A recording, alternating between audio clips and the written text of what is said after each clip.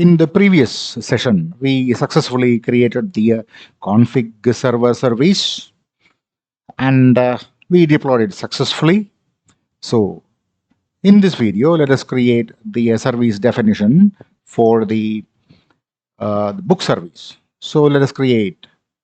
Again, we are going to use the launch type as EC2, and instead of the API gateway, we are going to use book service. Oh, one thing I forgot in between. Let us go back to the load balancer.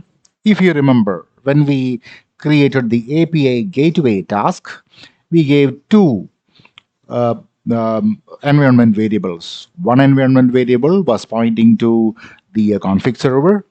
Another environment variable was pointing to the booking service. And if you remember, we used the booking service value as the internal load balancer DNS name with a port of 81. So what we need to do, before we actually start configuring the ECS, we need to go back to the private load balancer. So if you remember, already port 80 is being occupied. So any request coming to port 80 will be forwarded to this. So again, let me see. Private listeners. Yeah. So it will be forwarding to the demo config server service. So what we need to do, we need to add one more listener, which is going to be any port will do. So let us add one more listener. So by default, it is giving the next port 81.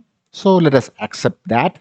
And of course, any request coming to the port 81, please forward. For the time being, we are going to use the dummy private. And then let us add. So what we have done here, we have effectively created two listeners, one listener pointing at 80 and another at 81. Any request coming to the 80 will be pointing to the configuration tasks. And for 81, as of now, this is dummy. We will change it to the new task that will be created when we create this particular new service. So let us create the new service for the book service. Again, I'm going to use the name as book service. Let us run two tasks of the book service. And I will keep the minimum percentage as 0. And again, this is going to be the balance spread. I don't think I talked about this. Of course, there are different types of placements. So there are balance spread and bin pack. Bin pack means it will try to accommodate as many containers as possible in a single EC2 instance. In the case of a spread, it will try to spread kind of a round robin algorithm where one container will be put into one EC2 instance and then the next container will be put into another EC2 instance. So we are actually going with the spread the algorithm for placing the EC2 instances. And one more thing, if you remember, we already talked about where to place this container. We want both the config server and the booking service or the book service to be placed in a private subnet or an EC2 instance which is placed in a private subnet. So how do we do that? We add the constraints. We use the member of course, a distinct instance is also available. We are using the member of. Let me copy the attribute so that I don't have to type it. So again, the expression here is that the attribute is group and the value we are going to give it as private. Again, we have already gone through this. Let us go to the next step.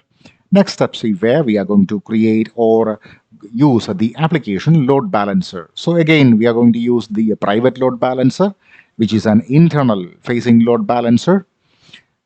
And then, of course, let us add to the load balancer. So here you can see that 81 port. Previously, we were using 80 for the config server. So here we are using the 81 port. And then here also, we are going to create a new target group. So it will suggest a name. Let us keep that name. So it is ECS demo C book service, something like that. Again, we are going to use the /* with an evaluation order of 1. Again, we can use load balancers as path-based routing is also possible. I'm just using different listeners for my case. And again, the health endpoint will be actuator health. That will do, not the /health. So that is the configuration of the booking service. Nothing else is required. Let us go to next. No auto scaling is required. Let us go to next and see the review book service. We need 2 instances and the application load balancer. The container port is 80, which will be listening on 81. And that's all. Let us create the service and wait for the service creation to happen. And yes, the service has been created successfully. Let us go and view the service. So 2 instances of booking a service has happened here. Let us go back to the, I think we have opened up 2. Let us just use 1. And then the first thing we need to do, let us go to the target group. So as you can see here, a new target group has been created. Let us go to the target and see, of course, 2 instances of the book service is up and running and is healthy. So is the config server. So you can see the config server is up and running. The book service is also up and running. So now what we can do, we can actually effectively remove this dummy private from association with the load balancer. So let us go to the load balancer and then let us delete this first and then add the listener, and in this case we are going to forward it to the load balancer for the target group that was created by the containers by the ECS. So let us use that and add it. That's all we need to do. Let us then go back to the target group. And now the use of this dummy private is over.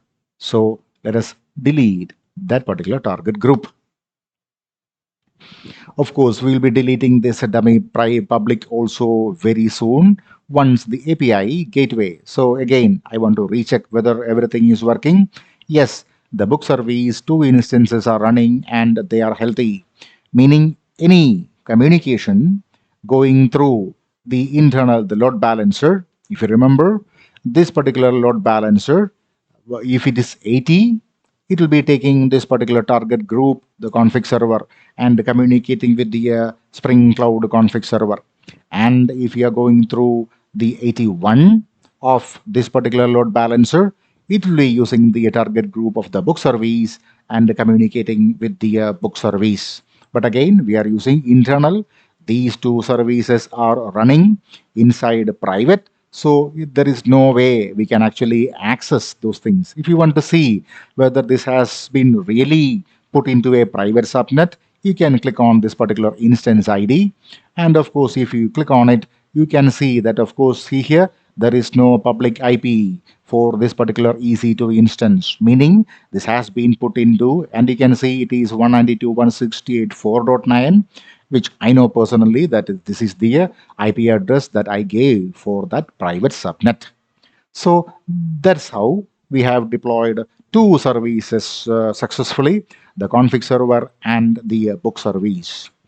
Next, we will talk about how we are going to use the public, that means the external load balancer, not the internal load balancer, the public load balancer, and see how to hit the API gateway. That will take up in the next video.